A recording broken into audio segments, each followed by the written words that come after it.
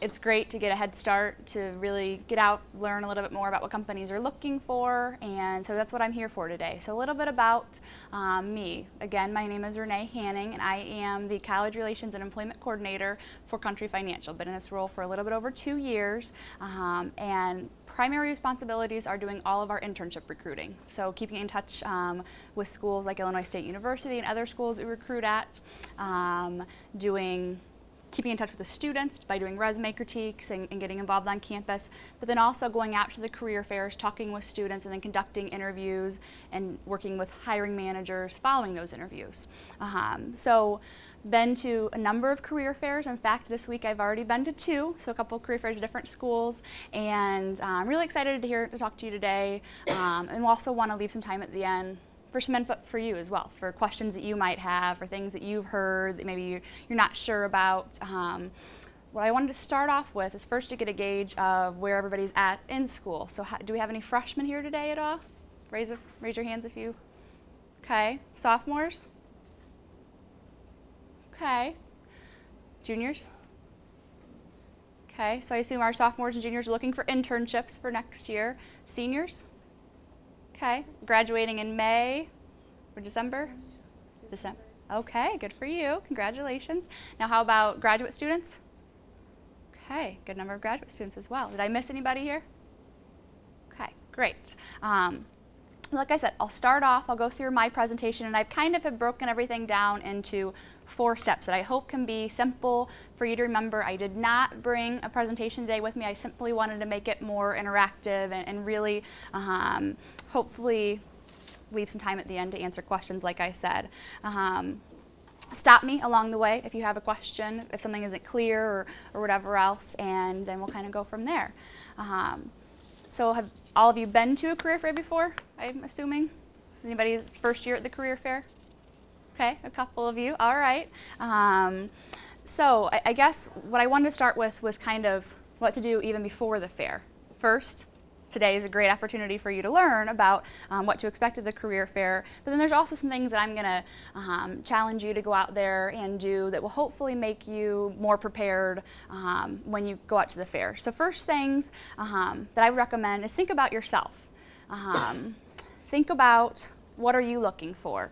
And what do you want from a position? Do you have an ideal company that you want to work for? You know, do you want your company to match some of your values? So really think about yourself and what you're going to be out there looking for in a company. That's going to help you to identify what companies you might want to talk to as we go through this process. Next, think about what you need as well. So not only what you want from a company, but what do you need? Do you need a paid internship if you're going to have an internship? Do you have to, have some money so you can then not work during the school year and be able to pay your bills? Do you need to live in a certain location? Are you wanting to move home for the summer, and so do you want something that's nearby that location? Do you want to stay here on campus, or are you flexible? So think about some of those things. What do you not only want to get out of an internship, so what are your ideal position or ideal full-time job, but also, there are certain things that you absolutely must have, and that will help you then identify who you might want to talk to as well. It's okay if you don't exactly know. We don't expect you to have, your plan for what you want to do with the rest of your life set out at the beginning of the career fair. That's absolutely not necessary at all. The career fair is a great place to find out about opportunities for you.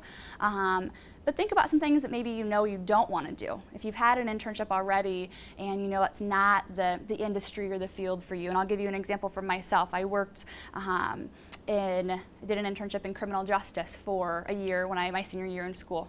It was a great opportunity. I love the people that I worked with, but it wasn't the right field for me. And I realized that after the internship. So think not only about what you want, but also, are there things that I really am not looking for? Also, think about what you can bring to the table. So what we're going to be asking you as employers at the career fair is how are you different than the other students that I'm going to talk to from Illinois State University? What separates you? What skills and strengths are you going to bring that are going to become an asset to our company? So first, think about your strengths. Think about the things that you excel in. Do you have really strong technical skills? Do you have really strong communication skills? Really strong writing skills? So what are the things that you really do well in? That can be a challenge for some people, and I certainly recognize that as a challenge for me as well, to think about all the positive things about yourself. But you really need to be able to be successful at a career fair. You want to be able to communicate what your strengths are to an employer, because that's your opportunity to tell them all about that. A great way to do that: talk to some of your really close friends, talk to some of your professors, and ask them, what do you think that I really do well in the classroom? What do you think that I really excel in here at work? And what would you say characteristics about me are strengths, in the workplace, in an organization, in the classroom? So think through some of those things, and be sure to document them as well, because it'll help you not only prepare for the career fair, but also prepare your resume. Think about some of the experience you've had. Experience can be more than just work. So think about some of the things you've done while you've been here at Illinois State, or even before if you were at a different university, or other things. Have you been involved in a group or organization? Have you worked while you've been on campus? Have you been very active in the classroom? Have you volunteered? What are some of the things that you've done that you can bring to an employer and transfer? Who's always looking for transferable skills. And then, like I said before, what's unique about you? What helps you stand out to the employer? And certainly that's what you want to walk away. You want the employer to have the impression that, wow, that's somebody that really could make a difference for us, that we really should continue and talk with. That's probably your ultimate goal as you're talking with employers. I wanted to stop for just a second. I should have said this at the beginning. Everything I'm telling you today, you hopefully have heard before. So I don't have any new founded tricks or anything new, that's going to be this fantastic new easy way to have success at the career fair and to get a job. It's for me, and from what I've heard from my coworkers and other employers, is that it's kind of the same as it always has been. People that really excel and prepare are the ones that are going to set themselves apart and kind of move forward in the process. Okay, so that's all about before the fair. So after you get done thinking about all of these things and kind of getting yourself prepared, then do the preparation. The first thing, research can be very important for you. Certainly there are going to be a lot of employers at both the internship fair and the career fair here in Illinois State, which is great for you. Lots of opportunities to talk to a lot of different companies, all in one location. So great opportunity. But that said, a little bit of research before the career fair really will do a lot for you. The Career Center does an excellent job of providing you a list of employers that are going to be here. So if any names stick out to you that you are familiar with, start doing your research there. Most companies, I'm going to say the majority of companies, likely have a company website now. I mean, that's probably a rarity if they don't. So it's very easy to do that research through the technology that we have. Not only through, yes? Yeah, I just have a point. Does everyone know where you can find out which employers are coming to the career fair? Go to their website, and e-recruiting, right? Registered employers for the career fair, all the employers with links directly to their site. So you have that information directly at your fingertips for that research. I just want to make sure everybody's familiar with that. You know where to go to for that information. Good. So after you get there, and when you maybe find a company that you might be interested in, find out a couple of things, and I'm going to go who, what, and where. So who's the company? What do they do? What industry are they in? Where are they located?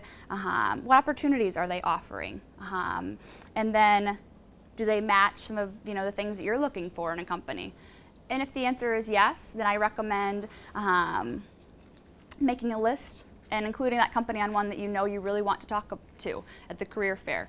It can become overwhelming at the career fair because there are going to be a lot of students there, and like I said before, a lot of companies, and it can become a maze if you aren't prepared and don't have kind of a map to who you want to go out and seek out at the fair. You could get there, look at the map of who's there and go, oh my gosh, there are a lot of companies here, lots of different tables, and I'm overwhelmed and don't know what to do.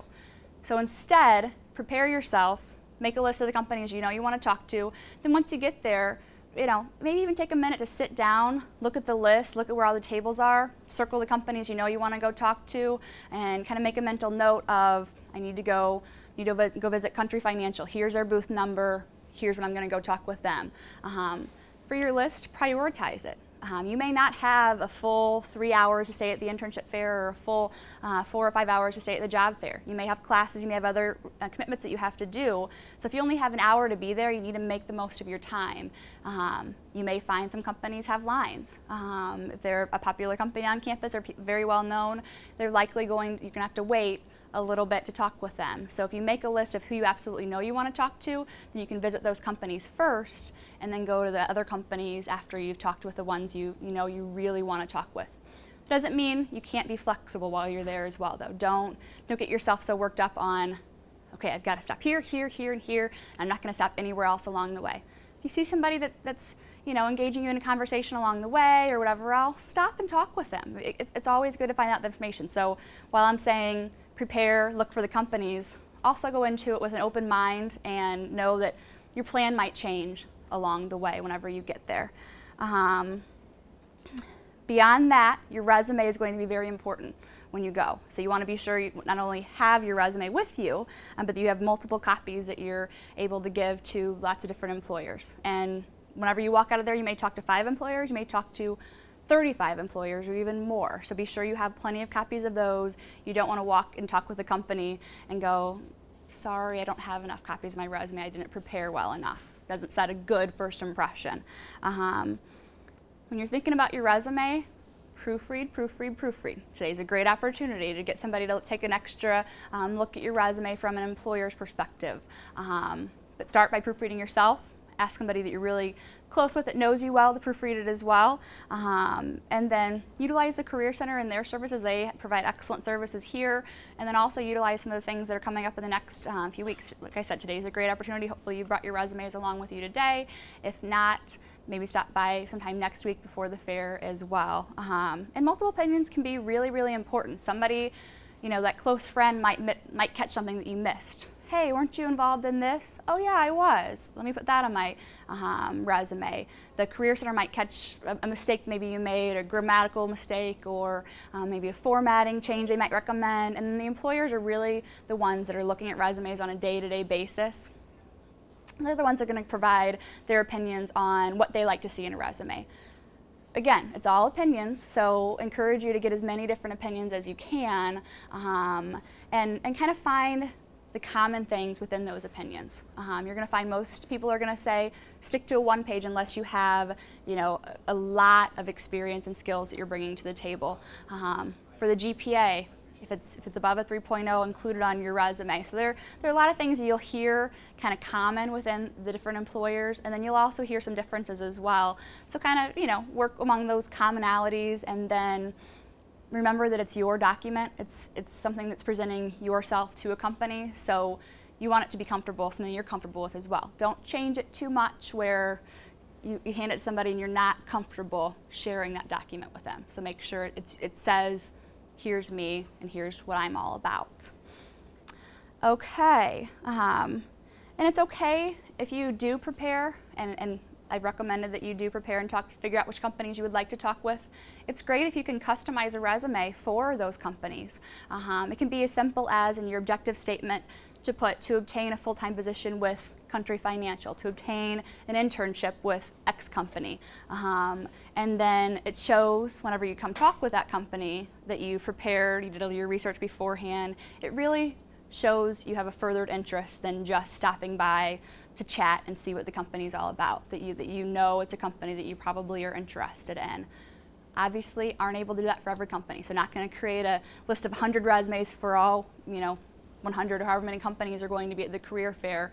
So also recommend you create an overall resume that would apply to lots of different positions, that really kind of spells out the skills and experiences that you've obtained that you feel are important. And that's whenever you're preparing your resume, think about those things. Think back, as I talked about at the beginning, what are your strengths? What are the things that have really impacted you and your development so far and gotten you to the point where you're at now and prepared you for the next step in your career path.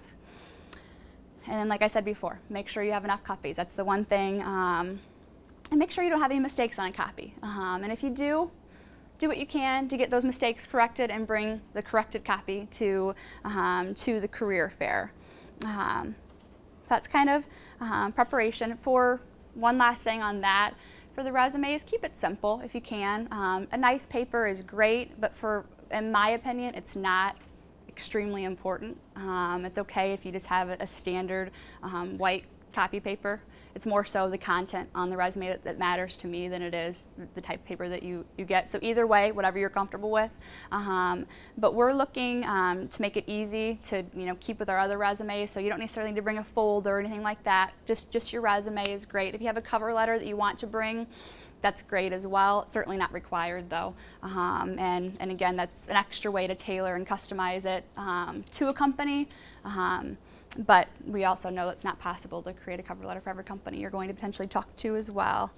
Any questions so far? No, not yet? Okay, I'll continue then. Okay, so during the fair, once you get there, a couple of things. First, I'm going to touch on these really, really quickly. Hopefully they're kind of don't need to be spoken, but I will go over them.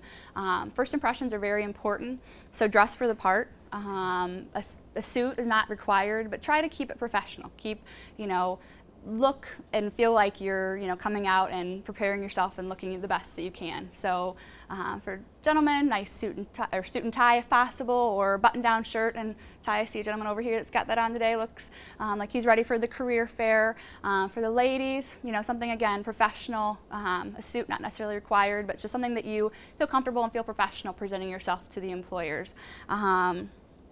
Again, for etiquette, kind of, good grooming habits are important, but then also before the fair, if you're a smoker, I wouldn't come into the fair smoking. I wouldn't have, chew gum.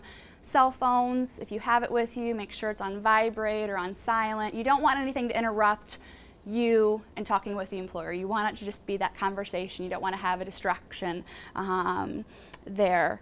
And then when you get there, have your elevator speech, your commercial, whatever you want to call it, prepared. So know what you're probably going to start that conversation with. Don't have to have it memorized or completely scripted. You want it to sound like it's coming from you, like it's your voice and your personality, but prepare that beforehand and be ready to share that with employers. So whenever you get there, and if you have to wait in line, wait patiently. It's not the time to make a phone call to one of your really close friends or be fidgeting and going through a couple of different things. It's a great time to look through the resume or the book that they provide you about the companies, to do a little bit further research about that company. Once you do get a chance to talk with a recruiter, take control of the conversation. We're looking for you to start that conversation and to be proactive there. Good strong handshake to start.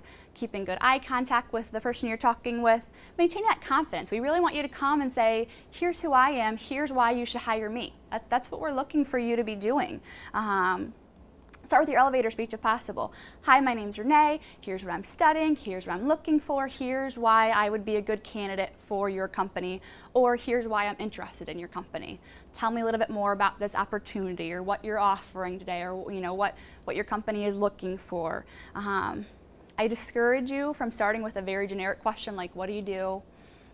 Hi, what's your company do? Or, tell me about, where your company is located.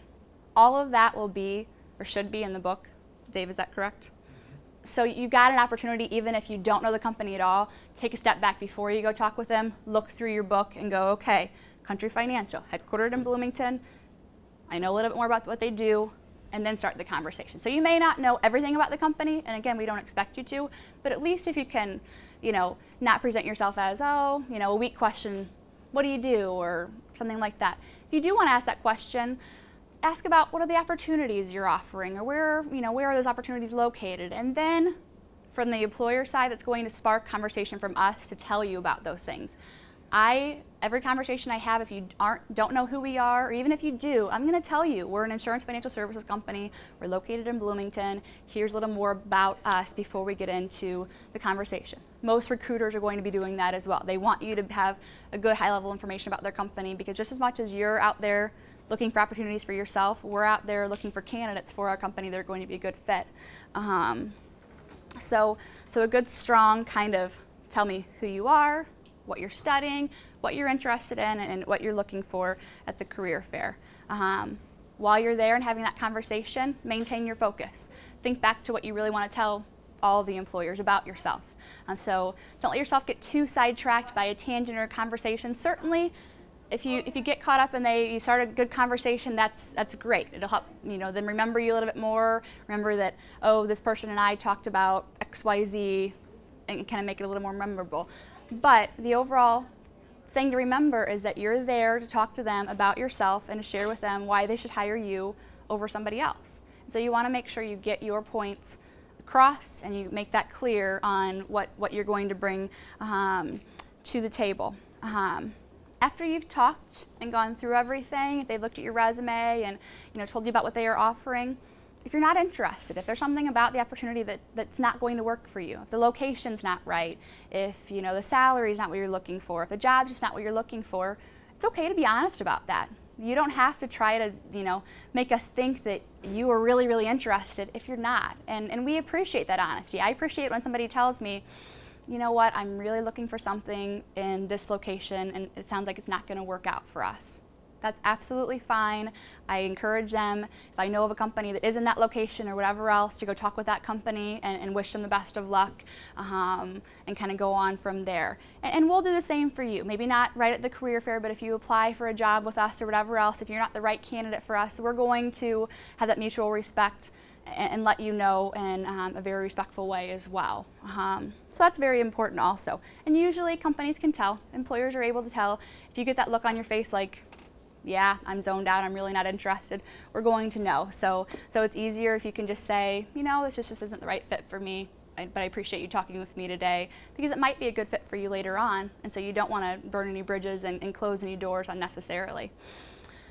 Okay, so after you've kind of chatted, had a good conversation, you're interested, you want to go to the next steps, ask what the next steps are. What do you need to do? Every company has a different process. A lot of companies are online today, so I know as a student it's difficult because there's not, e-recruiting is a great central system where you can apply for all the jobs there, but companies may also be asking you to go out to their websites and apply on those.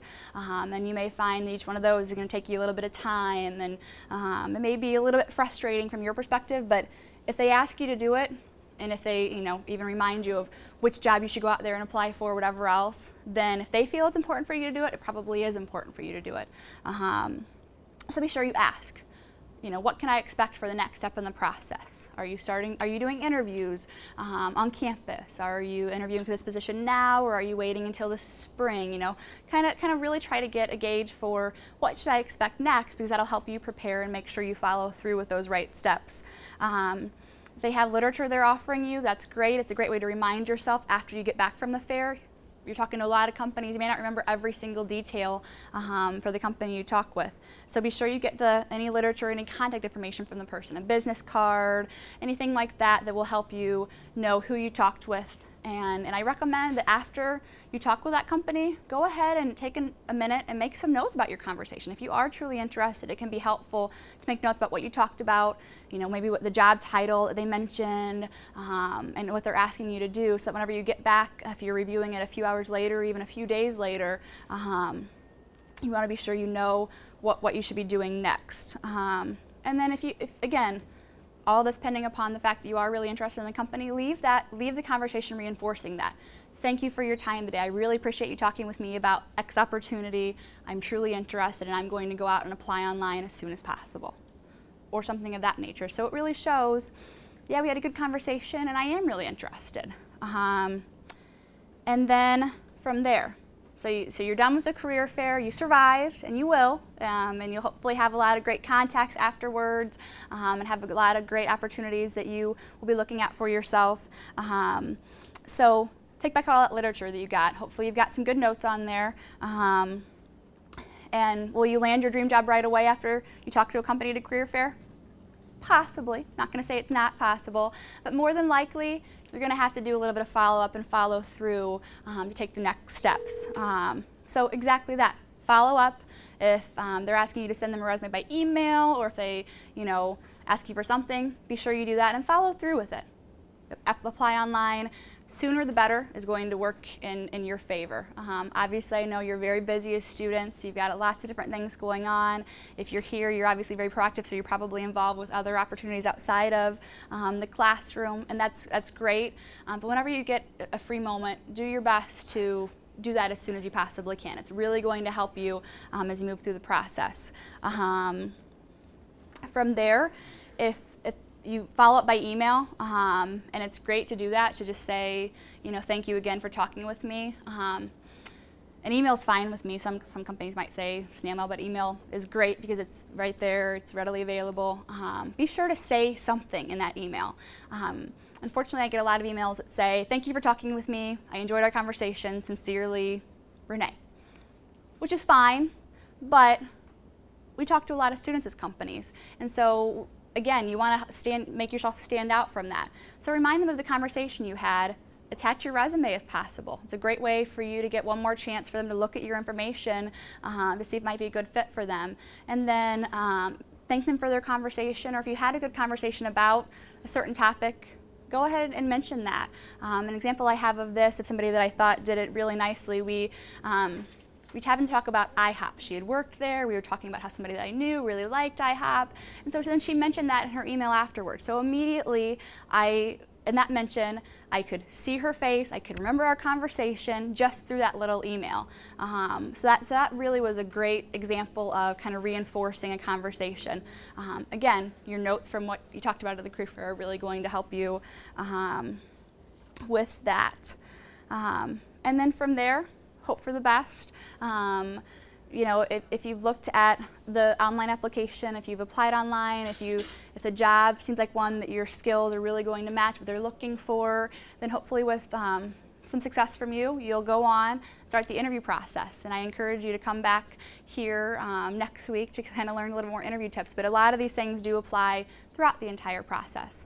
Follow up, you know, keep good contact with the recruiters, be professional, and really bring all of your strengths and skills and what is going to set you apart to the table, and be able to communicate that with them, be able to communicate why you are a great candidate for their positions. So again, like I said before, there's nothing new here. There's nothing new about the presentation, nothing new about these concepts. Don't bring that to the career fair though, like I said. But there is. It's not like there are any new ways that you're gonna, you know, be able to, you know, magically stand out without doing a little bit of work for these companies. It is important that you prepare yourself, that you get ready, you communicate what your strengths are, and then you follow up in the way that they ask you to. And from there, I wish you the best of luck as you go through the process. So we've got a little bit of time here, and I was hoping for that. I want to answer any questions that you have about the process. I know some of you said you haven't even gone to a fair before, which is great to get an opportunity to go this fall. So tell me, what are some questions that you have as you're preparing and getting out there? Yes? If you're applying for an internship, do you need to bring a resume as well? If you're applying for an internship, you need to bring a resume. I would recommend it, yes. I absolutely would. Internships are becoming more and more competitive for companies, so that'll help you stand out and be prepared to talk with the company about yourself and your background and experience. Yes.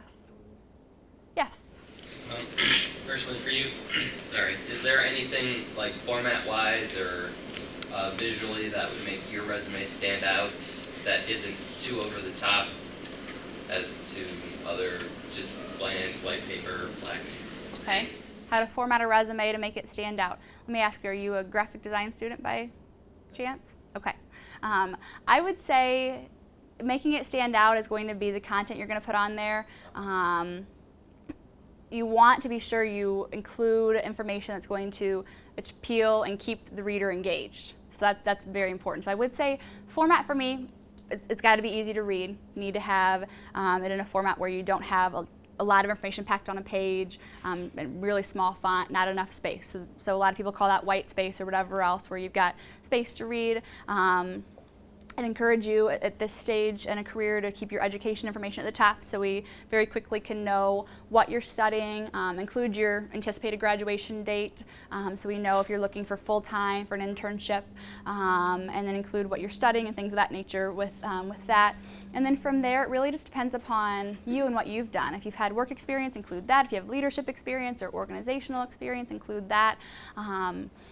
So I would say there's not one certain format that is better than others, in my opinion, because I feel like a resume is a very individual document. It's all about you. And then that conversation you're going to have, hopefully engaging a recruiter, is going to make the difference for you as well. Going to kind of get an opportunity to go through that resume together and talk through it, and that's going to be important.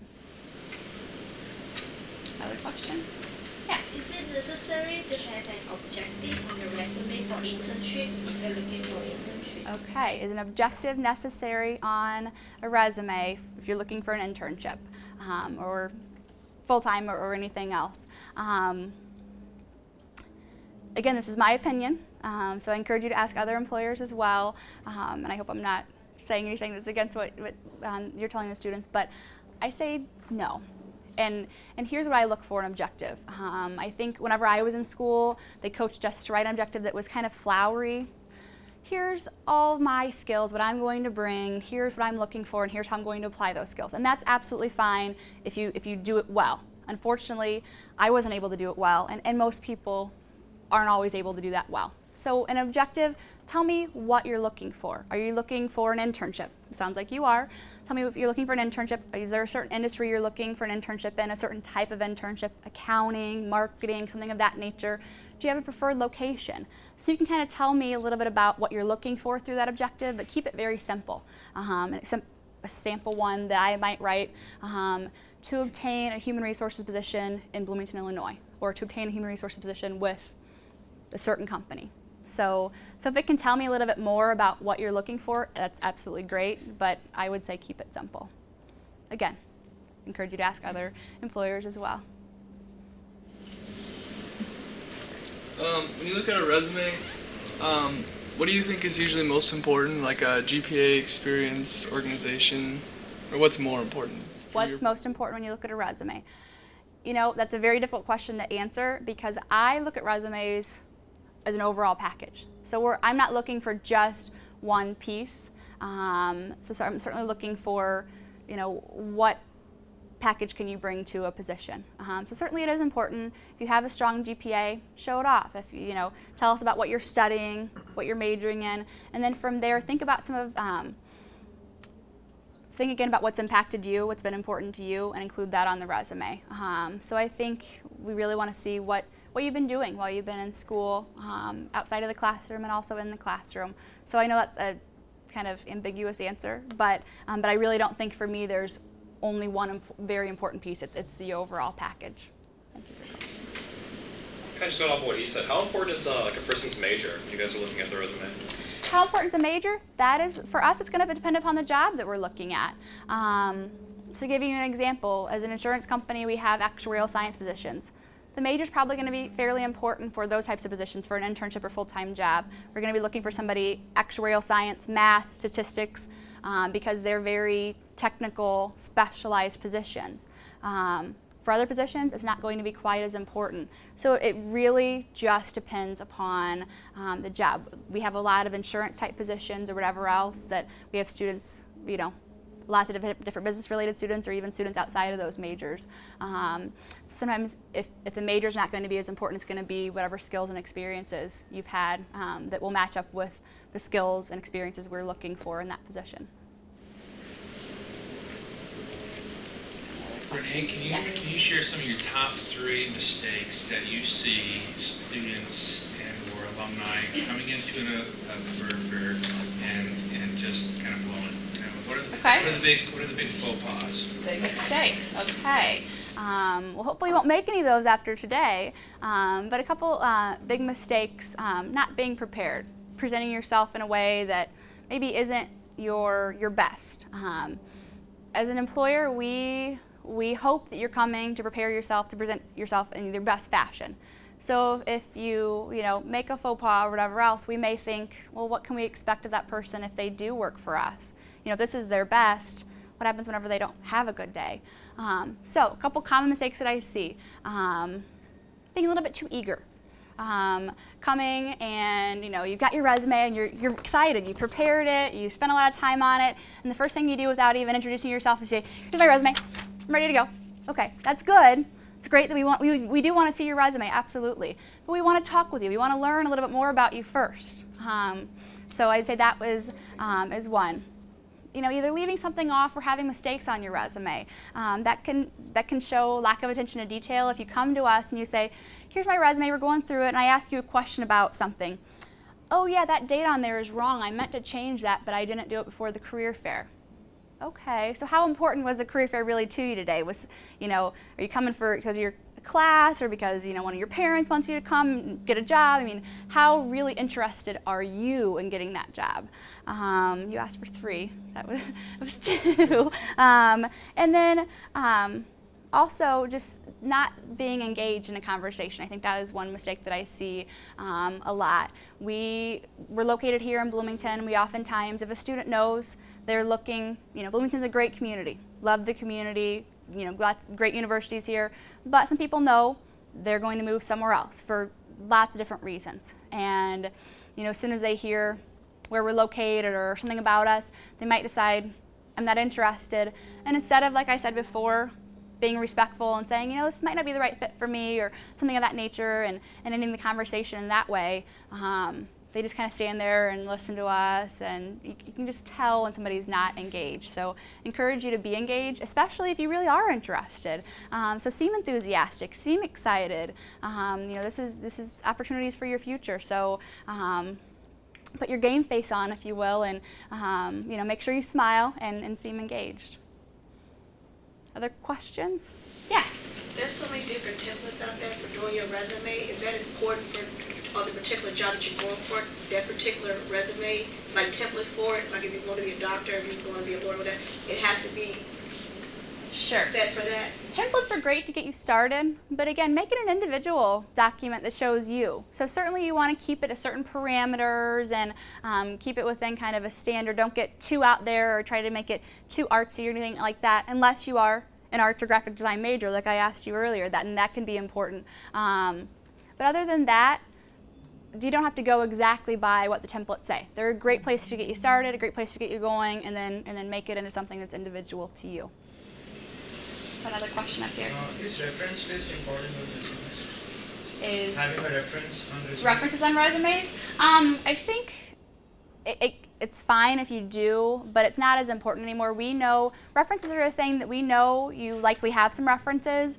We know those references you're probably choosing them because they're going to say good things about you. Hopefully you're not going to choose a reference that's not going to say some positive things about you. So it's something that employers might ask for a little bit longer in the process, but it's something good to bring probably to an interview more than it is to a career fair. When you go to that interview, you can prepare, take a copy of your resume, and take a copy of your references that you can provide to an employer. So I would say it's probably not as important. If you have other things that might take up that space and better utilize that space, I would include those instead.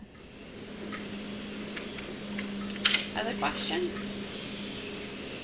Yes? For the most part, though, you don't think the resume should be more than just like 1 page? For the most part, no. If you have a lot of background skills and work experience, things of that nature, then it's okay to go on to 2 pages, but do what you can to keep it to 1 page. There are a lot of things you can do to format a resume to keep it on 1 page.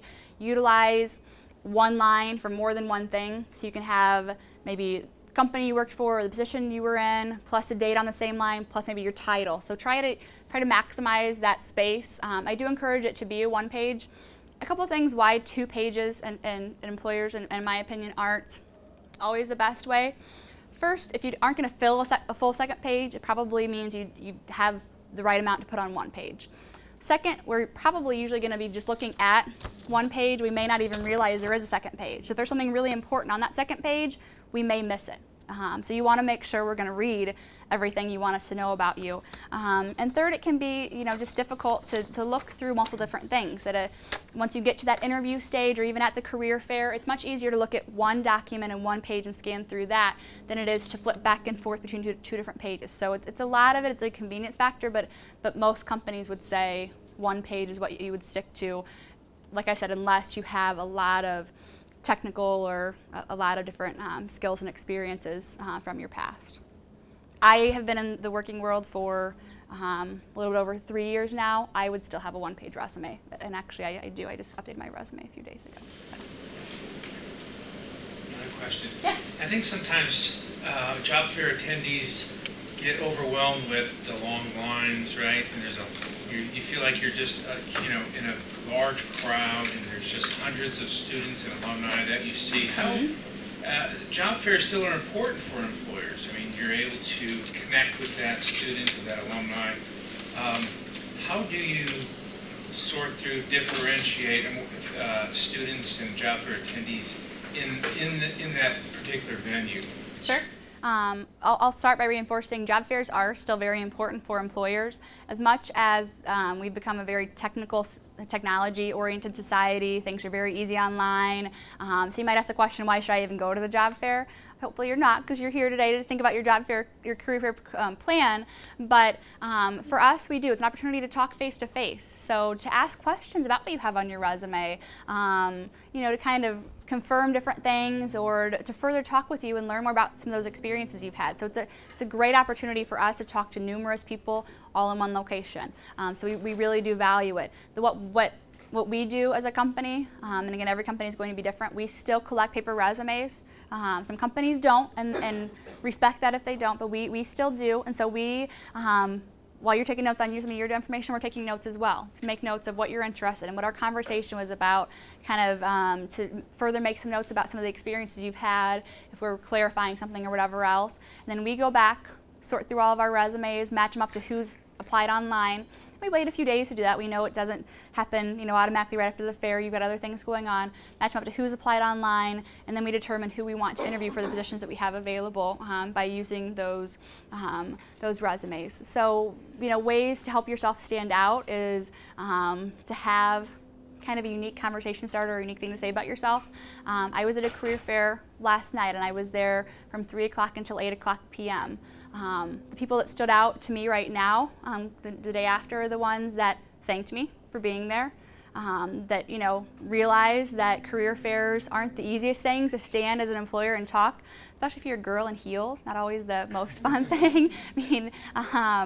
But for guys, you don't have to worry about that as much, but it is. It can be, as much as it's overwhelming for you, it can be a very long day for us as well. We're excited to be there, we're glad to talk to students, but at the same time, it can also be a lot. So the ones that thank you for your time, for coming out to a career fair, those are the ones that immediately make a good impression on us, because just starts with a good part of the conversation.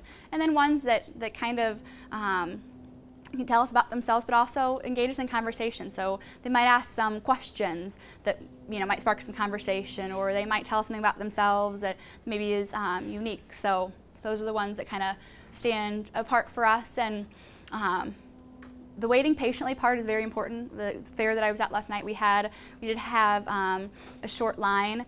There was one person who clicked her pen, I think, about 400 times while she was waiting. I think she was very impatient. And I actually didn't talk to her. She was in a different line. But while I was standing there, it was distracting me. It was something where I was kind of thinking it, looking, and it wasn't necessarily that she would make a completely negative impression, but it probably wasn't the best impression for her to create even before she talked with us. So remember that it's a good time to look back through your resume, remind yourself of what you want to talk about if you're waiting in line, and then also maybe look through and remind yourself what the company, you're looking at the company display, you're going, okay, I'm going to match it up to what I have in the book, and then know at least maybe what industry they're in, where they're located, things of that nature. So. And smile. Give a smile on your face. Smile always helps, especially help your tone of voice and everything else. Other questions? Yes. If you're certified for certain technology, is it a good idea to put the logos in your resume? Certified for certain technology. Give me an example of that. Like if you're a Sun certified programmer or... Okay, so putting the logos of maybe that certification on your resume? Because they do suggest that you can put the logos on your resume.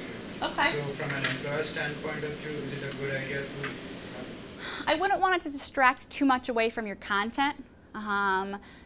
Placing it in a nice place where it's easy to read and easy for us to find and it stands out is great. So without seeing it, I wouldn't be able to say yes or no, but I think you wouldn't want it to be distracting of everything else. You wouldn't want that to be the only thing that I'm going to pay attention to on your resume. I'm sure it's obviously a very important piece and very impressive, but at the same time, you want to make sure we're looking at everything, all of your skills and experiences that you've had from the past. So kind of a balance there. Other questions? How about we give Renee a hand here? Thank you.